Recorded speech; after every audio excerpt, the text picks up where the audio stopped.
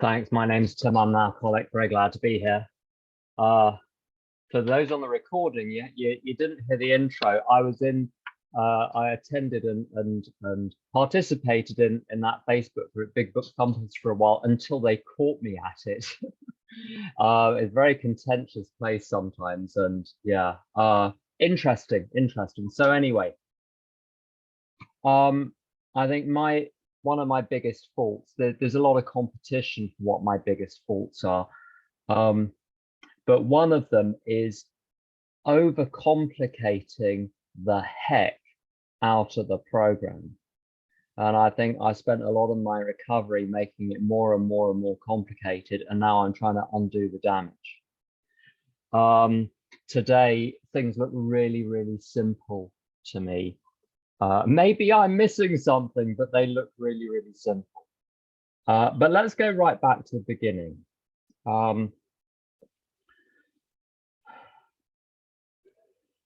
My drinking started in the late 1980s.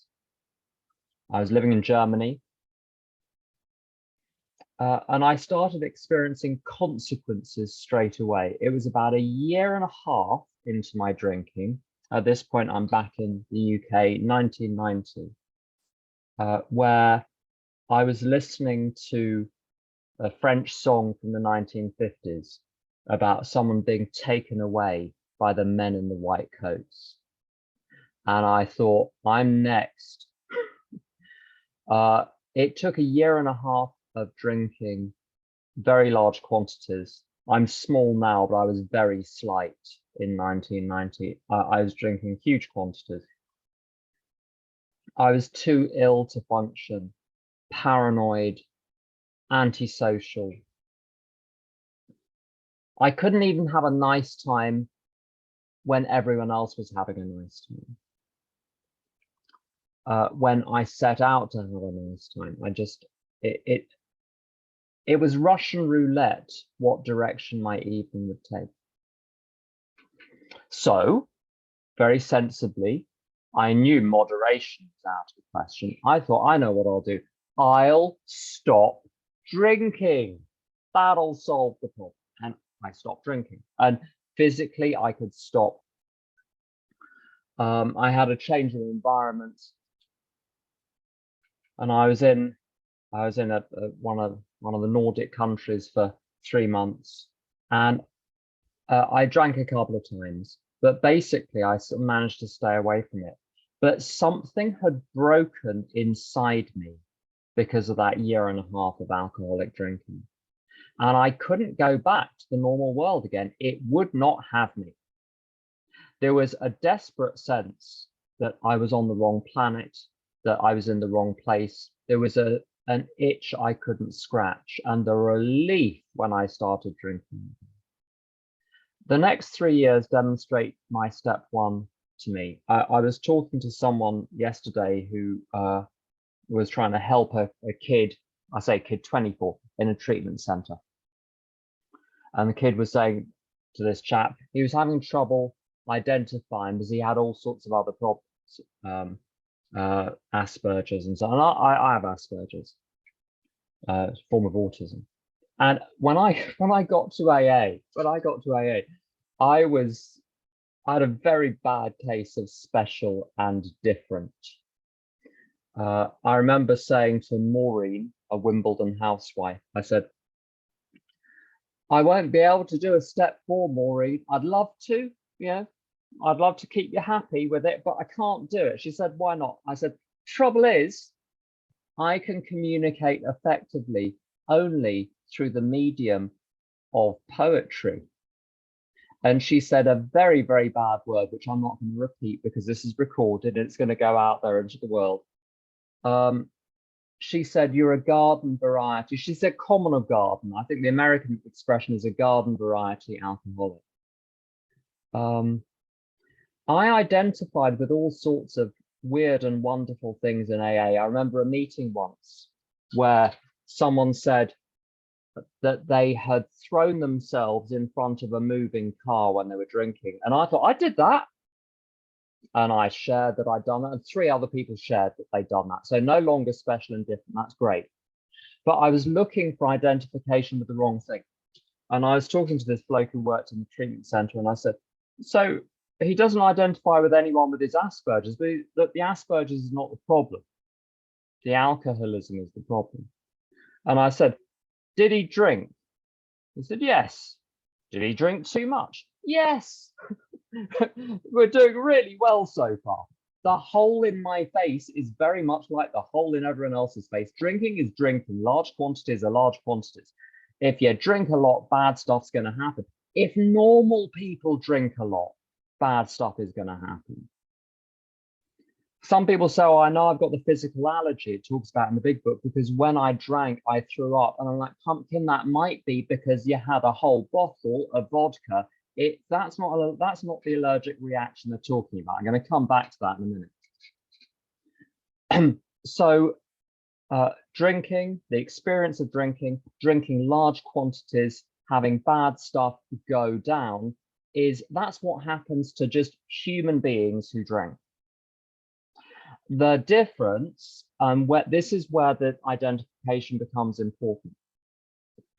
I wrapped myself up in knots for years about the so-called mental obsession.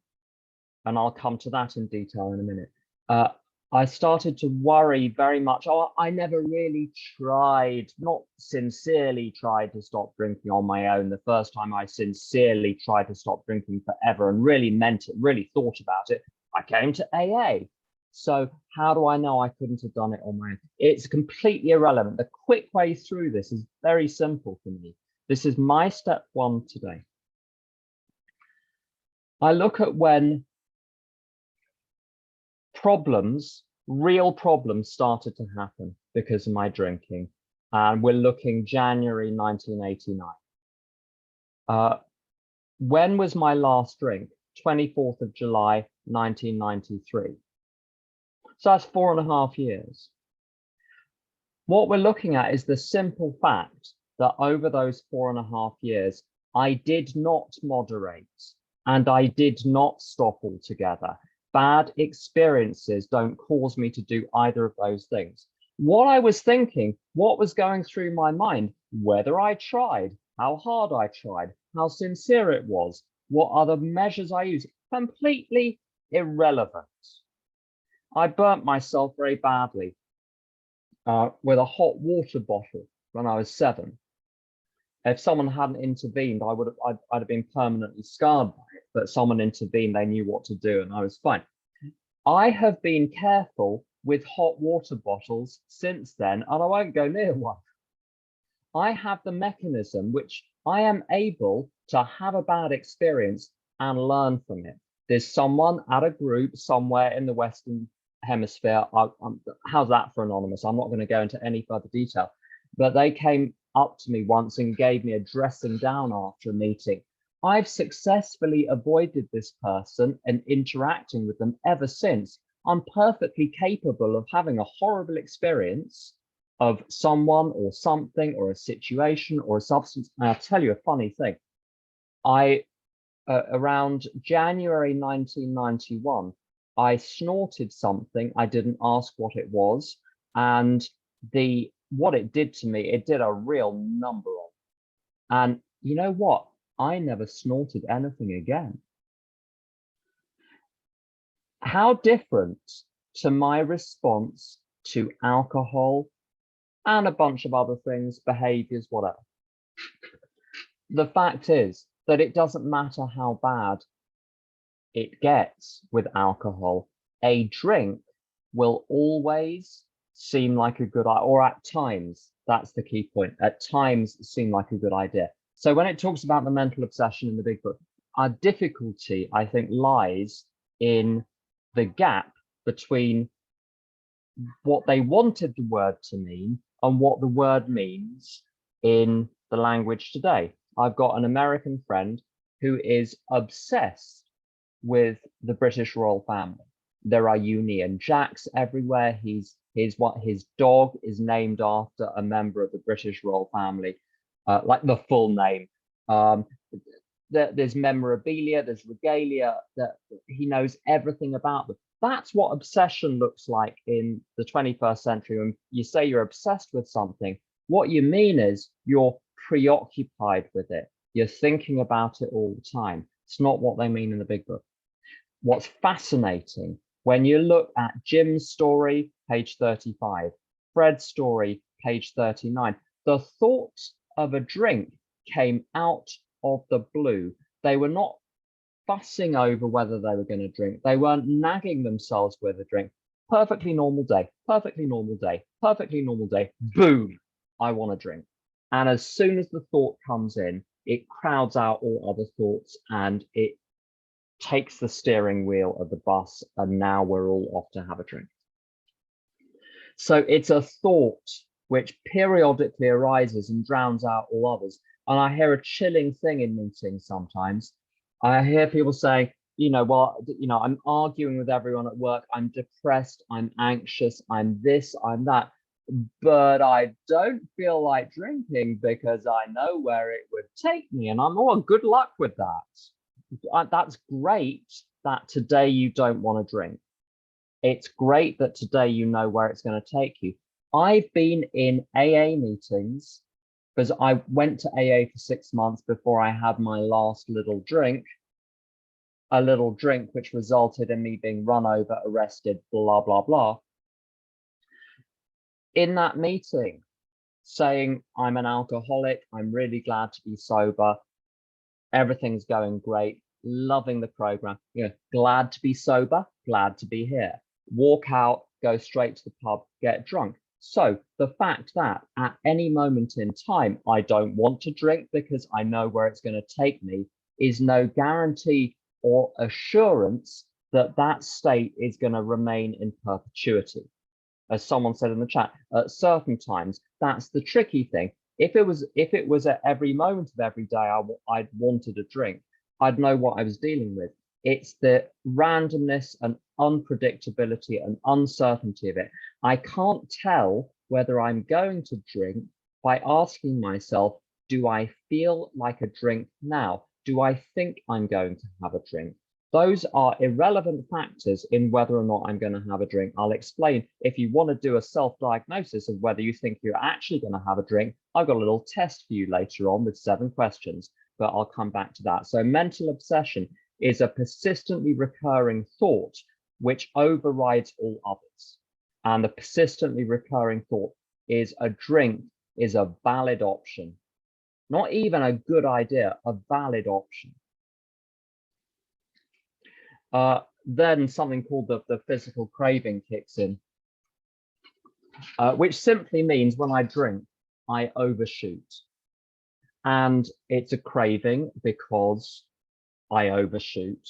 But it's very different. Again, there's a distinction between what it means in the book, which is something which is triggered by the first drink, and what it means in the language generally. My friend James gives the best example of this, of how different it is. He says, when he goes to the cinema, all day in advance, he's looking forward to it, thinking, I'm going to get a box of Maltesers. If you're American, that's or Swedish, that's a little box of round chocolates. Nothing to do with the island of Malta, but called Maltesers. Maybe it has malt in it. I don't know. Anyway, he's looking forward to the box of Maltesers all day. He's craving the box of Maltesers all day. He buys his box of Maltesers. He goes and sits down in the dark in the cinema, and the Maltesers are all eaten by the time the trailers are over. That he does not get up and buy another box of Maltesers. The physical craving is something which is set off by having a drink. Now, how do we know it's a physical craving? Well, we know it's a craving because I keep drinking another one, another one, another one, another one. Why do we call it physical craving? Well, I'll tell you why I subscribe to this theory it talks about in the doctor's opinion. If I'm not doing it because I'm simply compelled to by my physiology, why would I be doing it? Is it because I enjoy the effect? Well, no, because often I did not enjoy the effect. Maybe the first one I enjoyed, maybe the second one, but I don't know about you. When you've had an absolute skinful and you have one more shot, you're not getting an extra effect out of that shot. Makes no sense. It's not rational. I continued to drink knowing that my mind was taking a darker and darker turn, and I tended to seek out trouble. I would rove around the streets drunk looking for trouble. And I knew that if I carried on drinking, it would happen again. I'd get into a fight, I'd get into a scuffle, I'd have to scarper. So I'm not having the 14th drink or the 27th drink because I'm thinking it through and I've weighed it up. It's in my best interest, so I'm going to do it. Why am I having the 14th, the 27th? It's also not because I'm thick, because I'm not thick. And it's also not because I was psychotic, because I wasn't psychotic. If I'm not powerless, what is it? If it's not this automated process over which I have no mental control, what is it? You know, basically thick, mad, unhappy, or powerless. Pick one. None of those others made sense to me because I drank like that even when I was happy. I can't even blame my emotions. I can't, there is nothing to pin it on. And the last option left is I do it because that's how I drink. No explanation necessary. And now you put those two together. There's a bit of my mind which one day is going to wake up and say, let's have a drink.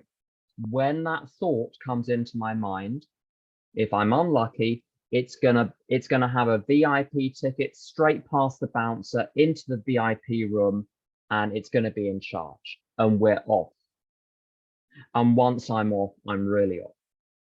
And the physical craving, this continued drinking after the first drink, it's not just on any individual occasion.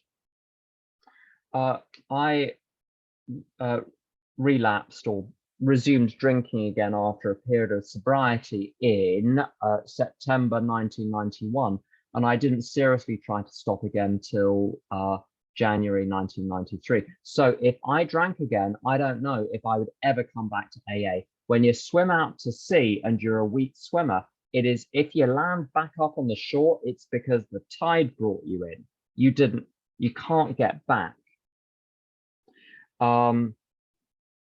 Plus, because of the stuff I do when I'm drunk, I don't know how long I'd last out there, frankly. So there's no such thing as a safe slip, which means this is an urgent thing. Sometimes people say it's not a race. Yes, it is.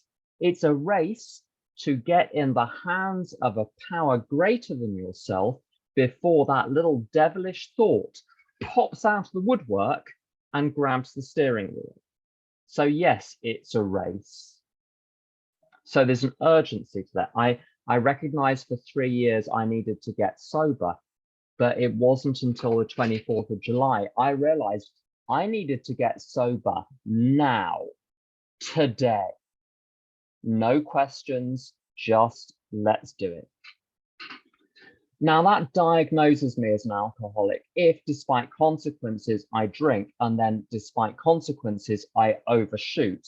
I am an alcoholic. Those are the two features. What does that mean? That's the diagnosis, the prognosis. Fatal, progressive, incurable. It'll kill me, maybe today, maybe later, but it's gonna take 20 years, 25 years off my life, according to a doctor friend of mine who is the chief physician of a very large treatment facility for mental health and drug and alcohol addiction in Germany. 20 to 25 years on average, but that's the average. Fatal, it's progressive. I've known people that go in and out of AA, and there'll be a trip out of AA that they can't come back from. They could come back from the previous ones, but they can't come back from this one. There are lines that are crossed, and you don't know you crossed a line until you crossed it. So you've got to treat it as though the line, the point of no return, is the next drink, which is why in old-fashioned non-big book AA, they say get to bed without a drink tonight. And I don't think that's bad advice. It mustn't be the only advice, but it's not bad advice either, in my view. It's also incurable. I asked myself the question in when I was around 9.5, 10 years sober. I skipped a lot of AA for about a year and a half. I barely did any. I was consumed with other things. I didn't drink. I didn't take drugs. I was perilously close on a couple of occasions, but I come back to AA. And the key to this, see, I thought maybe I drank the way I drank because I was young, I was messed up, blah, you know the script. The doctor's opinion snuffed that idea out. All sorts of other things in the big book. The man of 30 who resumes drinking after a 25-year period of abstinence. It's an apocryphal story, apparently based on something in one of the predecessor books to the big book. But that's irrelevant. The point is one sees that in AA the whole time. The fact that someone has been sober for 10, 20, 30 years. My friend, or an acquaintance of mine, started drinking on his 60th birthday. He celebrated his 60th birthday. He was around 30 years sober with a glass of champagne. Why wouldn't you? You're 60, you've made it this far. And he was begging in doorways within 6 months. So the evidence appears to be, once you've had this, you got it forever. It can be arrested, but it can't be eradicated. And here's the interesting thing as well. Sometimes people say, well, maybe I could drink again, but the problem, let's say only 1 in 100 alcoholics who resume drinking after 20, 30 years actually drink alcoholically. Would that be a risk that you could seriously take, given that the risk would be fatal? The analogy someone gave me once, if there was an unexploded bomb in your house and someone said there's only a 1 in 100 chance that it's going to go off, would you continue to live there? I wouldn't. So there's always a suspicion around why people are even looking at that question at 10, 20, 30 years sober. Someone said to a friend of mine once, you're getting mighty thirsty there, little missy. And at 9.5 years, I was getting mighty thirsty. That was what was going on. And it manifested as abstract questions trying to wheedle out of it. But back to the topic, fatal, progressive, incurable. Unmanageability, I'm going to touch upon this. This is a contentious topic and people have different views, and that's fine. I'm going to try and put this simply and briefly. The word unmanageability doesn't appear in the big book until it's suddenly presented in step 1 on page 59, and then it doesn't mention it again. And very often meetings I used to go to, they would say that basically unmanageability is like completely setting aside alcohol. Are you neurotic? Are you incompetent? Do you lack life skills? Are you disorganized? Are you a jerk? All of those things. Well, if that's the case, your life is unmanageable. What's so interesting though, when they choose a poster boy for alcoholism on pages 39 to 43, who do they choose? Fred. Is he a typical AA newcomer? I don't think so. He's doing really well. He's got an amazing job. He's got children college age. Everyone loves him. He's delightful. He's charming. He's suave. He's successful. And he has a great day. And yet he drinks. Roland Hazard, page 27. He's seen literally the best psychoanalyst in the world. Well, arguably, certainly top 3. His physical condition and mental condition were great. If to admit that I'm unmanageable means to admit that I'm neurotic, incompetent, and disorganized, and everything is going to hell in a handcart because of that, then Fred couldn't take step 1. Roland Hazard couldn't take step 1 because that was not the condition they were in. And the penny dropped The reason they don't go into unmanageability, maybe it's because it was so self-evident to them, it didn't occur to them anyone would need it explaining. They didn't reckon with alcoholics, though, did they? There was very elaborate Da Vinci Code-like explanations for unmanageability in rooms sometimes. But I heard a public information video a while ago, AA one, official Great Britain AA one, which had one of those, it was very 1950s. It wasn't made in the 1950s, but it was just like a 1950s public information video. And there was a voiceover with a very posh man and an actor playing someone in prison who was an alcoholic. And the voiceover said something like this: "This is Brian. Brian is alcoholic. He's lost control of his drinking and thus his life." I thought, oh, there we go. There we have it. If I can't choose whether or not I drink, and when I drink, I can't choose how much I drink, and when I get drunk, I can't choose what I'm doing because I'm drunk, I'm not in charge of my life. I'm not managing my life. Alcoholism is. Being an alcoholic is like being a doctor on call. You look like you're in charge of your evening until you get texted by the hospital. I saw it happen the other day with someone in a restaurant, surgeon, and she got a text from the hospital. I heard her saying to a friend, "I'm so sorry. I'd love to stay, but I have to go. There's an operation I need to participate in." I look like I'm in charge of my life until alcoholism says, nope, nope, nope, we're off to the pub. We're off to the off license. We're off to the this, we're off to the that. It's in charge, but you don't realize it's in charge because it takes long naps. But when it wakes up, boy, does it wake up. And then once it wakes up, it's in charge. Alcoholism is a lot like dancing with a gorilla. You're not done dancing until the gorilla is done dancing. So unmanageability. All that stuff, by the way, I was neurotic, incompetent, and disorganized, and those were really super reasons why step 3 was a very, very good idea, that God be in charge of my life, not me. But if they weren't there, I would still need to have God in charge of my life. I'll tell you why. If I don't know when the thought of a drink is going to occur to me, if I don't know when it's going to happen, I need protection 24 hours a day. If you don't know when the fire is going to start, you need the fire alarm 24 hours a day.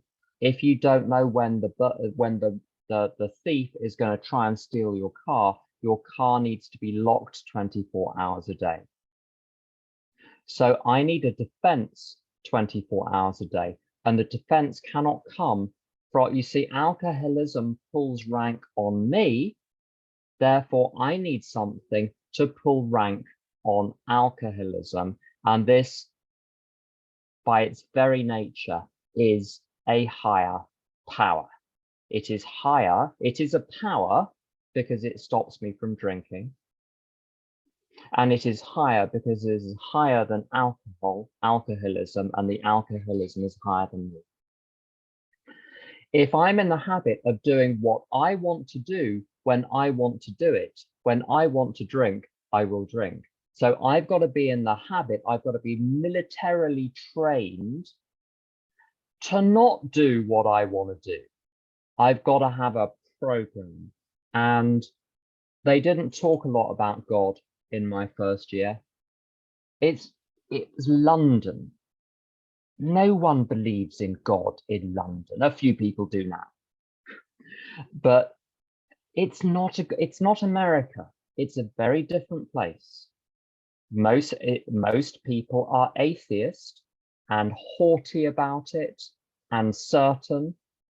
Even those who believe, I mean, the Church of England isn't very gaudy. There was a sketch in the 1980s where there was an interview with a Church of England vicar, and this was a comedy sketch.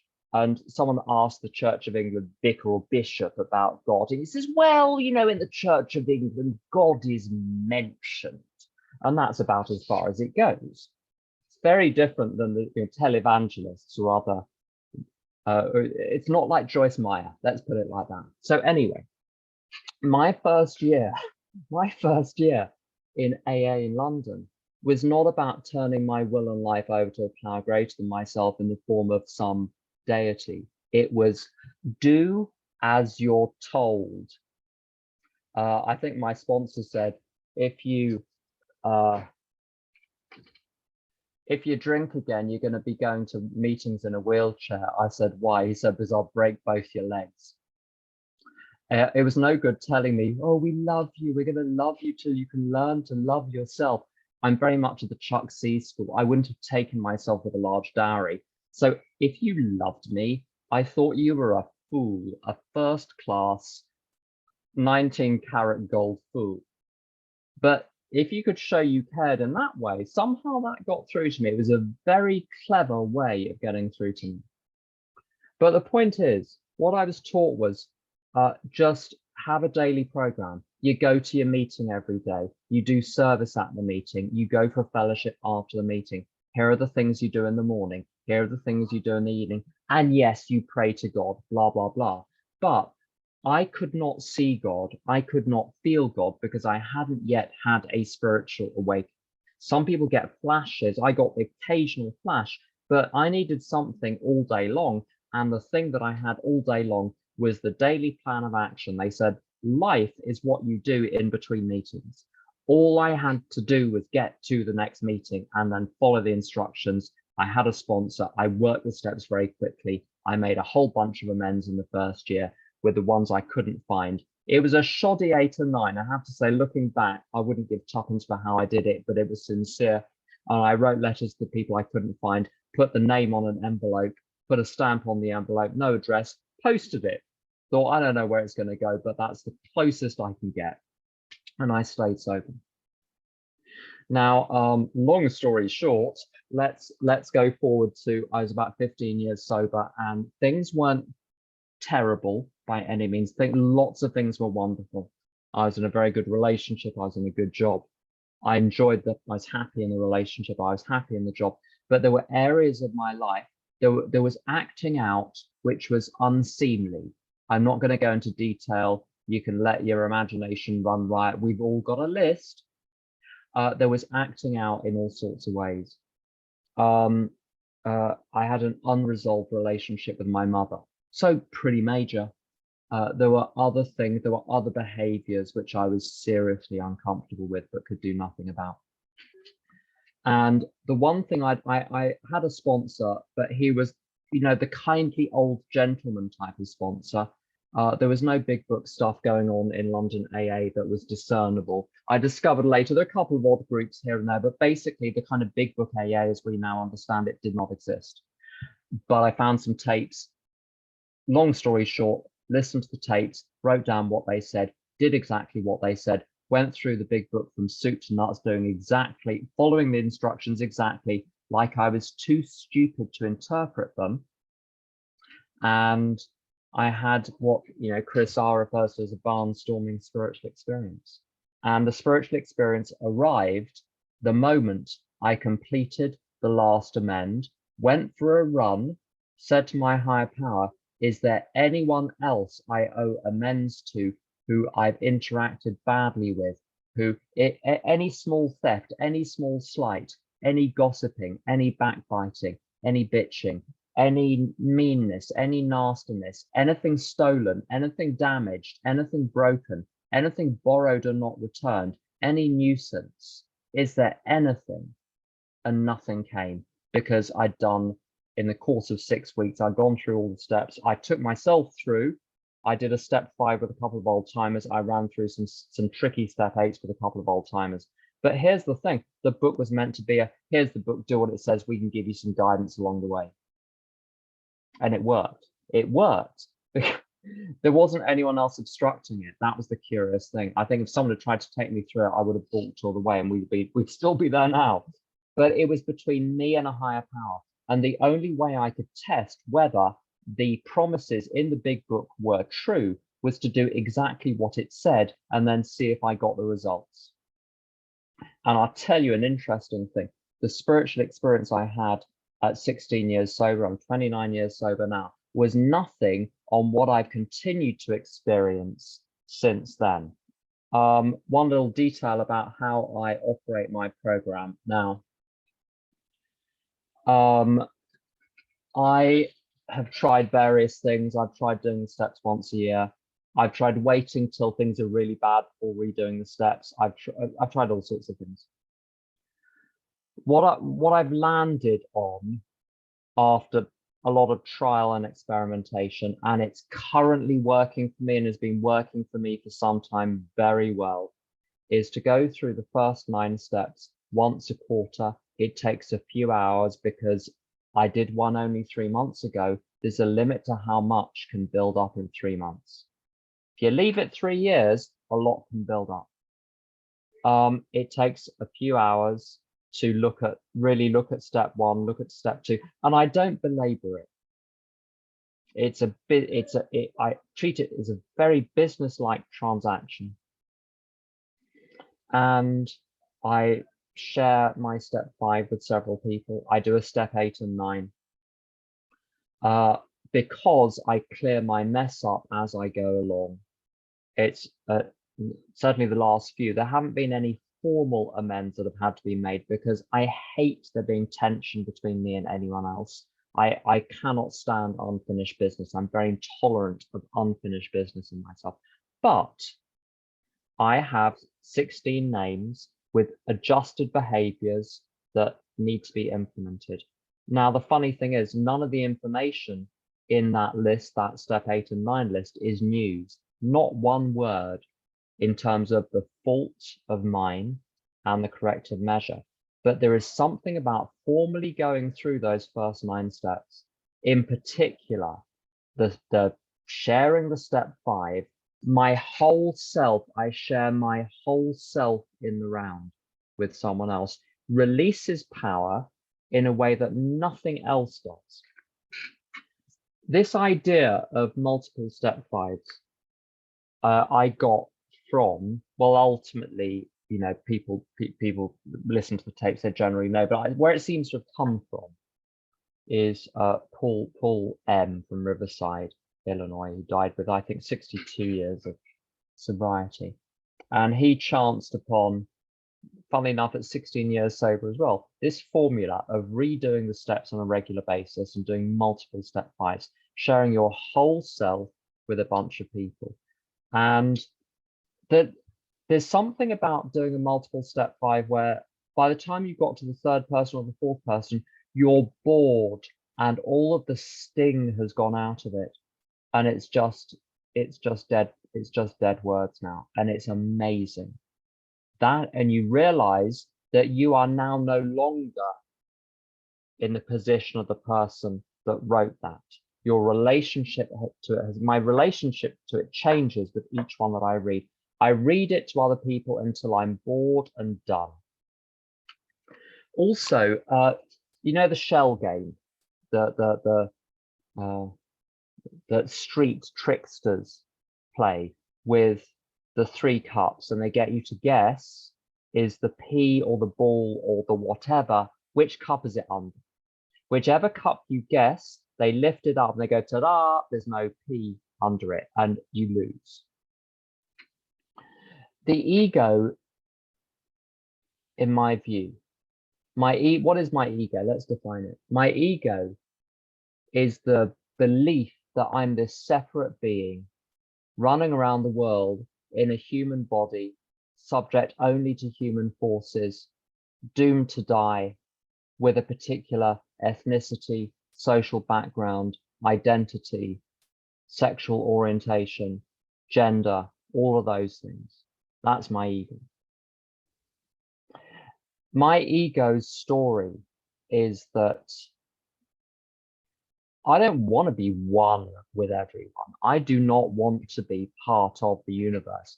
I want to be special. I don't want to merge into the choir and just be one voice amongst many. I don't want to be a dot of light in a field of light.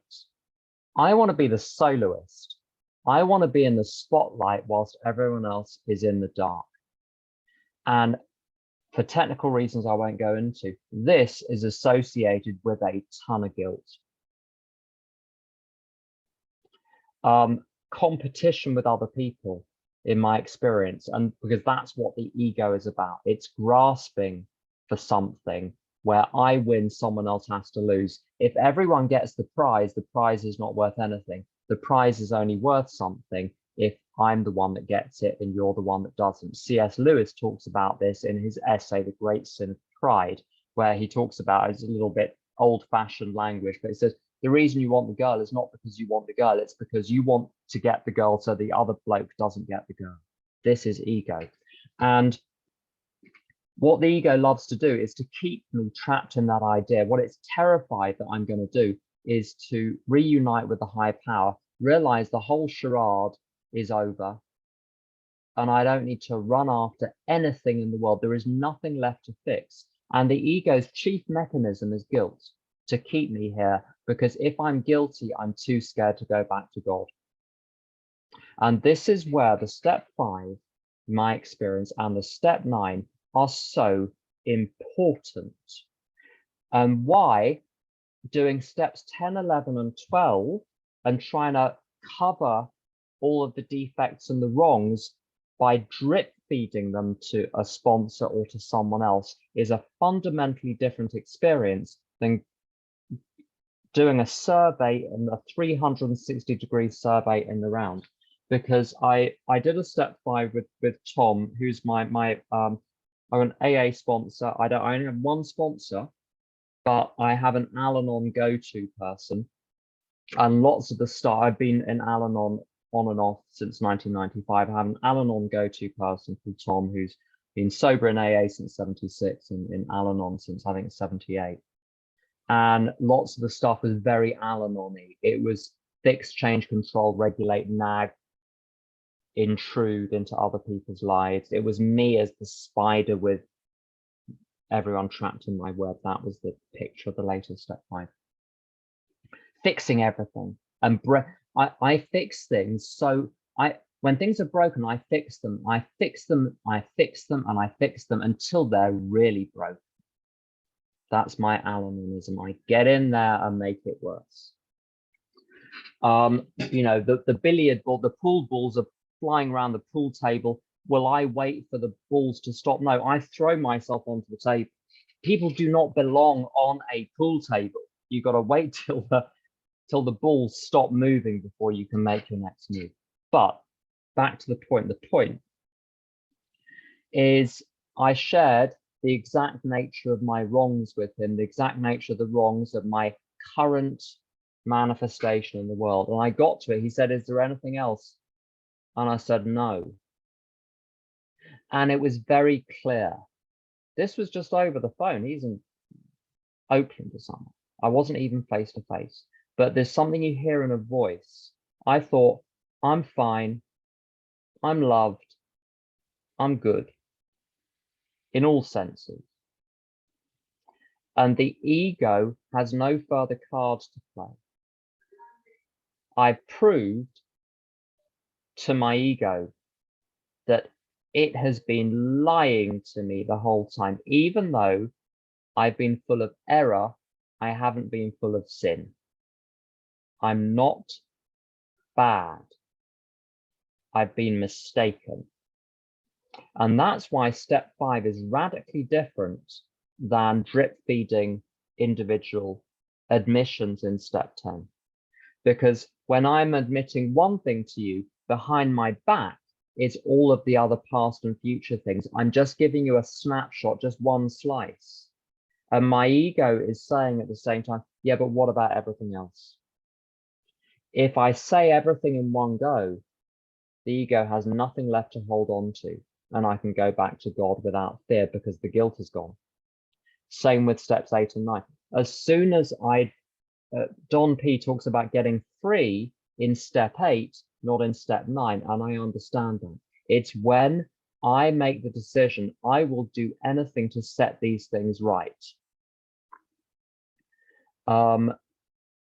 Change, in my case, in my behavior, in my personality, in my character, in my beliefs, my attitudes, my values has been very, very slow.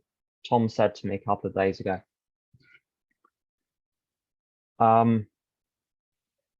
most people find that they have to place the slow change in their behavior in the hands of a power greater than themselves.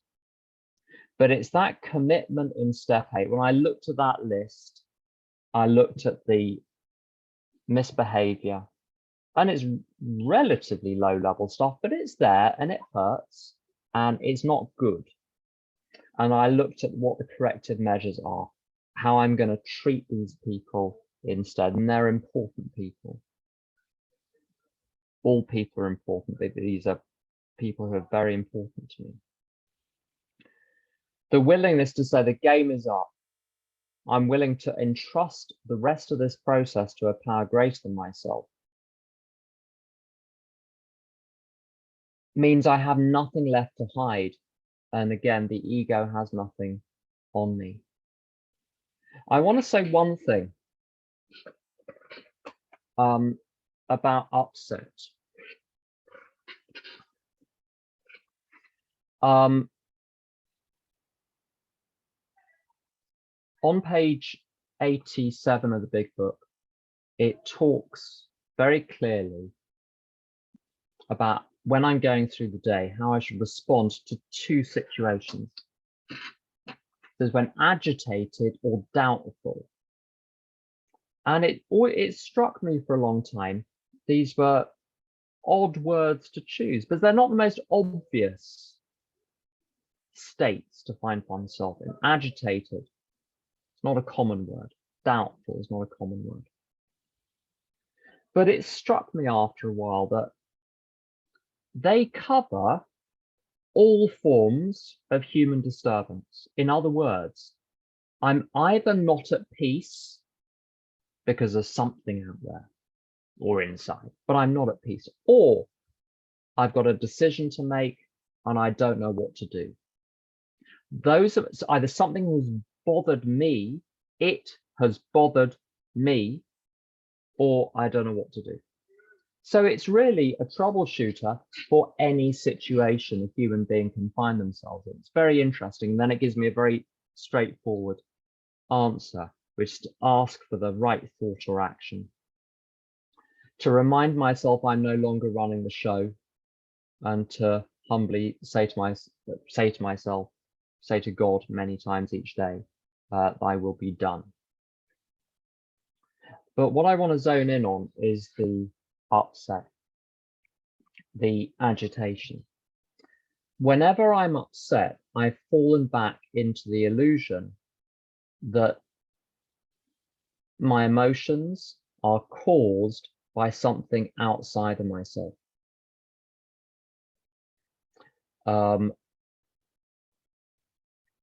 Even physical illness, wars, economic situations, the losses of jobs, grief. The belief that my emotions stem from something outside of myself is the upside down thinking of the ego. Astrid, my good friend Astrid, is an unconventional AA member, good for the unconventional AA members. She said, the calls are coming from within the house. It's never really caused by something outside. There's a difference between what causes a phenomenon and what occasions it. If something trips a tripwire, the event occasions the tripping of the tripwire. But why was the tripwire there in the first place? And my ego, the way it tries to get rid of my guilt is to make you guilty instead. So the bony finger of retribution coming down from the heavens is going to hit you, not me. This is why resentment, people will say, listen to how people speak, because how people speak tells you a lot more than what they're saying. One of the most common phrases that sponsees use, have used with me, is, I am full of resentment. It's like they're a milk jug saying, I'm a milk jug, I'm full of milk. Now the milk jug doesn't fill itself with milk. Someone has poured the milk into the milk jug. And someone who says I'm full of resentment believes that the resentment has somehow been poured into them by external forces. What is the truth? The truth is I have bought into the lies of the ego. I have deliberately and consciously fostered resentful thoughts against other people. And that has produced these feelings. And now I'm complaining about the feelings which stem from the beliefs, the attitudes, the values, and the thoughts that I've been engaging in. You have a very different conversation about resentment when you start it that way, when you take responsibility for it. It says on page 66 of the big book about resentment, it says, to the extent that we permit these. Oh, so I'm causing my resentment. That's interesting. If it keeps happening, it's because it feels good. So whenever I'm complaining about resentment, I'm complaining about the come down from a drug. What is the drug? The drug is the thrill of being right so that you are wrong. Sometimes, I don't know if you've experienced this, where you get into a state of mind where you don't know what you're angry about, but you know you're angry, and then you look for something. And then you look around, you're in the street, she shouldn't be wearing that skirt, it's doing her no favors at all. You know, where did that come from? It's because you've already the decision has already been made to be upset, and then you're looking for something. Now, that occasionally happens consciously. I believe that that's where all of my resentment comes from. There's a fundamental, I've gone back into an ego state. There's a fundamental guilt there, and I want to get rid of it by finding something wrong with you. All I'm aware of is I'm just going through my day, just minding my own business, doing God's will. And then suddenly the jerk appears. And it's untrue, because I can see the same person who does the same thing on another day, and I'm absolutely fine. The calls are coming from within the house. And what this is all about is ego. And on top of page 66, it says, the more we fought to try and have our own way, the worse matters got. If I have my own way, if I have a way that I want the world to comply with, I'm going to be resentful. I'm going to be frightened, because no plan can be guaranteed to succeed. And not only that, you get your own way. How many people thought when they graduate high school, then life will really begin? And then 6 weeks later, you have the next hurdle and the next hurdle and the next hurdle. There is no escape from this. There is no escape from the world within the world. My whole mistake in, I think, the first 25 years, I'm a slow learner. I go to a meeting on Friday called Slow Learners. We're slow learners and faster forgetters. Some people, the young people these days, they come in with like spiritual knowledge. Where do they get this from? I don't understand it. Anyway, I was really slow. I was trying to make the desert of the material world bloom. And it won't. You get all your ducks in a row, and then you read a report about global warming. There are no ducks big enough to sort that problem. I cannot sort that problem out, and that's one of 100. The only way then to get happiness in the material world is to block the whole thing out. But here's the strange thing, the strangest thing. My primary aim in my life is to stay in conscious contact with a power greater than myself. When I'm in between activities, I pray, I meditate, I listen, I read. I cannot wait to finish the things I'm doing so that I can go and do those things. Not because I'm good, not because I'm nice, but because I'm right, as the witch in Into the Woods says. I've put my money on the right horse, which is the fourth dimension. That's where my identity and value and purpose lie. My identity is I'm a child of God, I'm spirit, I'm not a body. My body is my current communication device. It is not who I am. it is not my identity. It has characteristics, but it is not who I am. My value is that I'm of infinite value just because I exist. My purpose is to wake up, not fall asleep again, and help other people wake up. I want to stay in the fourth dimension. However, big book, head in the clouds with God, feet on earth with my fellows, because that's where my work is. And the strange thing is, the material world, which seemed so doomed, when my identity, value, and purpose lie in the higher realms, which are the real reality.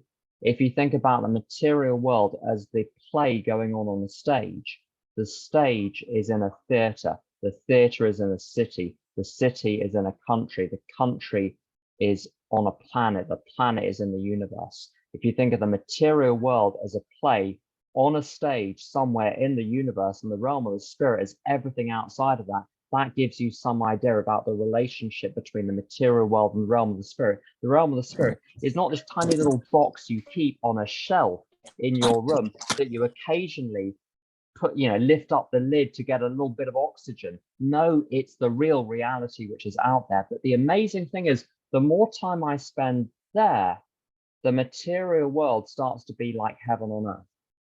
And it's the same material world with the same stuff going on and the same crazy matrix people everywhere who believe X, Y, and Z and whatever.